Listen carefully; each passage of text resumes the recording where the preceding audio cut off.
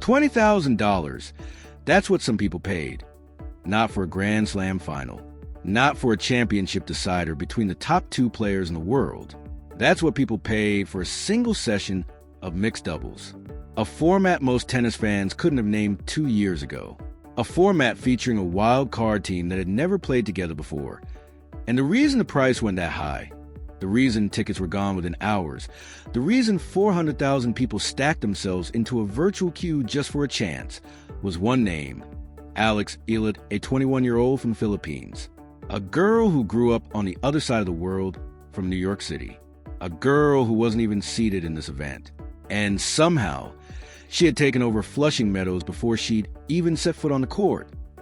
This is a story of what happened when the Eala effect arrived in New York. And nobody, not the tournament, not the players, not the people who run the sport, saw it coming quite like this. Let's go back to the moment it started. The moment the U.S. Open announced that Alex Eala and Felix would be among the wild card entries into the revamped mixed doubles draw. IT wasn't supposed to be the biggest announcement of the summer.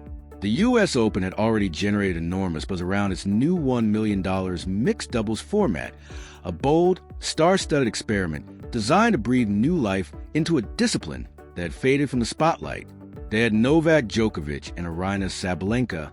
They had Serena Williams and Carlos Alcaraz.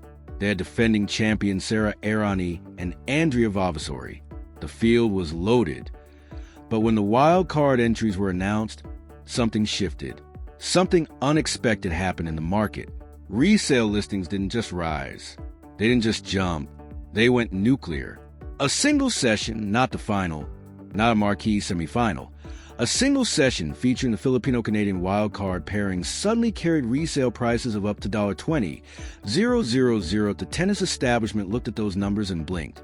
Because nothing in the data, no model, no projection, no historical precedent had prepared them for this. Understand why. You have to understand what Alex Eala means to a lot of people. She isn't just a tennis player. She isn't just a rising star with a career-high ranking of 18 in the world. She is something much bigger than that, and it has almost nothing to do with tennis. For the Filipino community, spread across the Philippines, across North America, across the Middle East and Europe, and every corner of the world, Alex Eala represents something that many of them have waited their entire lives to see. A Filipino woman competing at the highest level of a global individual sport, not on a relay team, not in a sport with narrow international visibility, on the biggest stages in tennis, against the best players on the planet, and winning. Every time she walks onto a court, she carries that weight. Not reluctantly, she carries it with grace, with a quiet confidence that somehow manages to be both composed and electric at the same time. Her coach, Joan Bosch, tried to put into words when he spoke to Tennis 365 during the U.S. Open. "We could never think this would be like this," he said. "Everywhere we go, they are there." He paused, and then he added something that told you everything about the scale of what they were dealing with. This morning on the plane, we found a few Filipinos. They went from Washington to see Alex in Toronto, and now they're here again. Think about that for a moment. Fans following her from city to city, country to country, across borders and time zones, spending money they didn't have to spend just to be in the same building as her, just to feel like they were part of something. That is not a fan base. That is a movement. And Felix Auger-Aliassime knew it. The 26-year-old Canadian, world number 4, two-time U.S. Open semifinalist, Olympic bronze medalist, is not a player who gets starstruck easily. He has played in front of packed houses at Roland Garros and Wimbledon. He has gone toe-to-toe with Djokovic and Alcaraz in front of roaring crowds. He knows what tennis electricity feels like. But when he found out he'd be partnering with Alex Eala at the U.S. Open, his reaction wasn't just excitement. It was almost amused respect. "It is a great opportunity," he told the Tennis Channel, "because obviously I did not play last year, but this time around, to kind of feel what it's like to have the Eala effect and her fan base behind me." He smiled when he said it.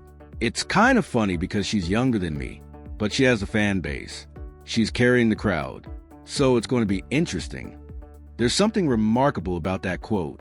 Here's one of the best tennis players in the world, a man who's been professional since before Eala was nationally known, saying with complete sincerity that his younger partner is the one who brings the electricity, that she is the draw, that she is the reason the crowd will be loud. He wasn't being modest, he was being accurate, and he knew it. The two of them have a connection that runs deeper than just the US Open draw. Both have ties to the Rafa Nadal Academy in Mallorca, Spain, the facility where Eala spent a critical period of her development, and where Alex Eala has worked alongside Tony Nadal. That shared environment, that shared understanding of how the Nadal system demands both physical excellence and mental steel, it created an instant chemistry, a shorthand, a foundation. The people in our teams kind of talked and made that happen. Alex Eala said of how the partnership came together. Simple as that.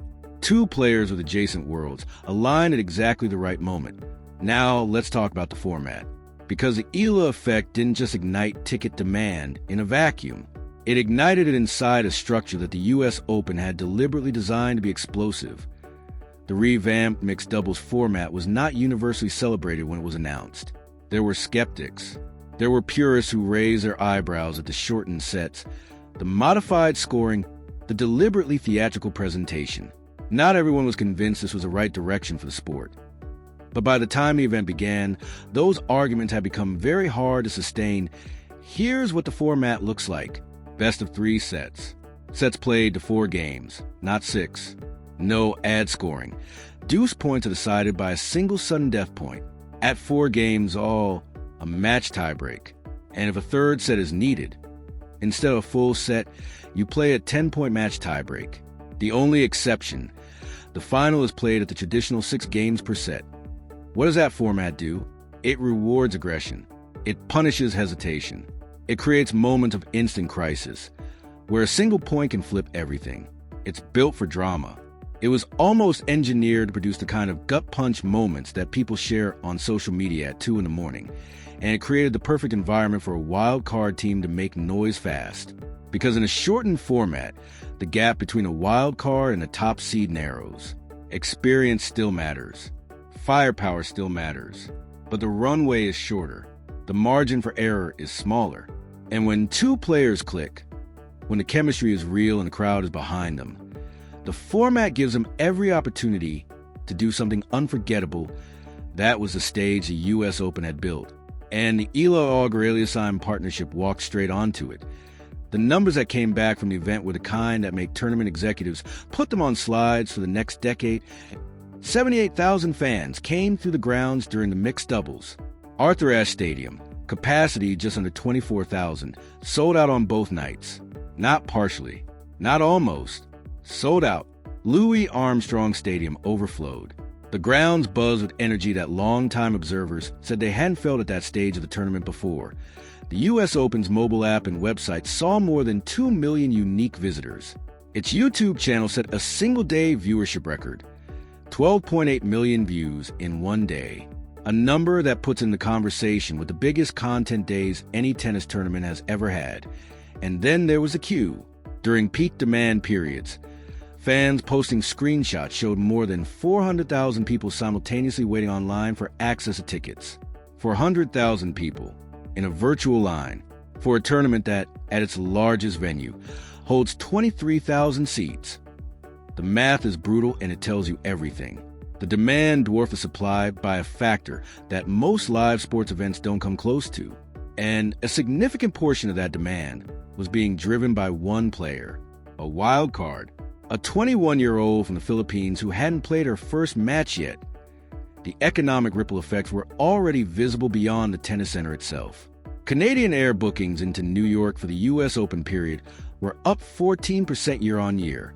Domestic air arrivals into New York rose 15%. Hotels, restaurants, transit, merchandise. The Eala effect wasn't just filling seats. It was moving an entire city's tourism numbers. The 6-day US Open Fan Week had drawn 239,000 fans the previous year, itself a 10% increase from 2024. With Eala's presence amplifying demand heading into the 2026 edition, that record was expected to fall. But here's the thing that makes all of this more than just a story about numbers. Here's what the numbers are actually telling us. Tennis has been searching for its next crossover moment for years. The sport has stars, genuine, brilliant, compelling stars. But the global fandom infrastructure around tennis, the kind that drives the sort of demand we're describing here, has historically been concentrated in a relatively small set of markets. Europe, North America, a few pockets of Australia. What Alex Eala represents is a different geography entirely. The Philippines is one of the largest overseas diaspora populations in the world. Filipino communities exist on every continent.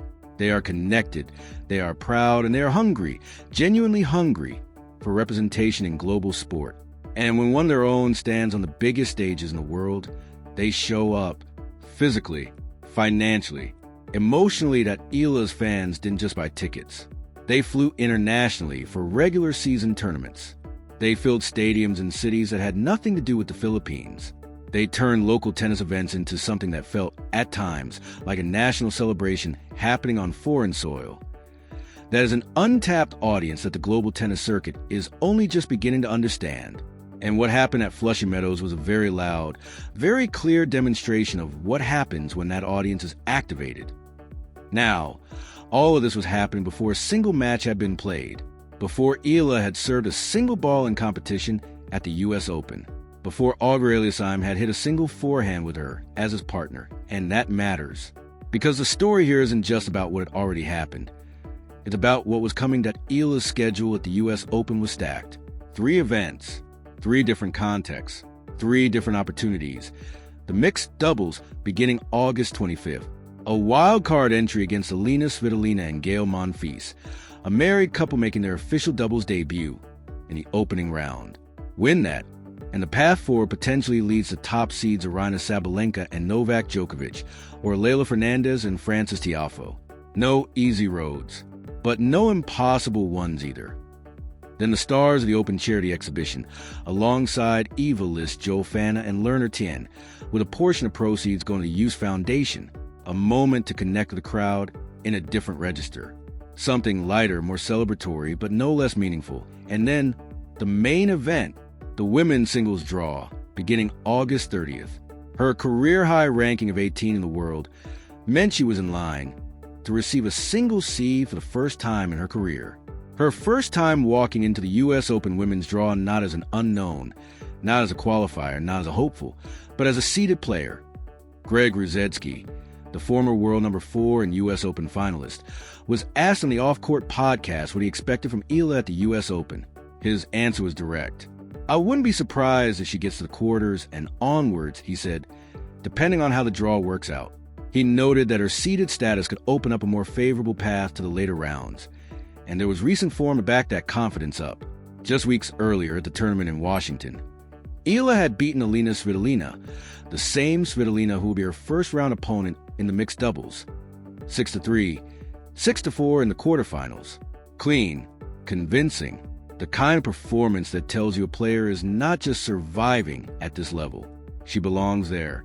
"I kind of go with the flow," Eala told journalists when asked about her mindset heading into the U.S. Open. "When you're on court and you know what you have to do, nothing changes much. Quiet, calm, and underneath that calm, the kind of player who can walk into a packed Arthur Ashe Stadium with 23,000 people watching and millions more at home and feel completely at home. That SO here we are." The mixed doubles event runs August 24th to 26th. The tickets are gone. The resale market is prices that most people will read and immediately assume are typo. 78,000 fans have already come through the gates. The YouTube records are already broken. The flights are already booked. The Filipino flags are already in the stands. And Alex Eala hasn't played a single point yet. There's a version of this story where everything that has just been described, the ticket rush, the sold-out stadiums, the 400,000 person queue, the $20,000 resale listings, is just a prologue, the opening chapter of something much larger, a career that is already rewriting what it looks like to be a Filipino athlete on a global stage, and that is only now arriving at the biggest stage of the American tennis calendar. Joan Bosch said it best. Standing in an airport, surrounded by fans who had flown from city to city just to follow his player. Everywhere we go, they are there. Everywhere she goes, they follow. Because for millions of people watching from the other side of the world, Alex Eala isn't just playing tennis. She is playing for something. And New York, right now in this moment is listening.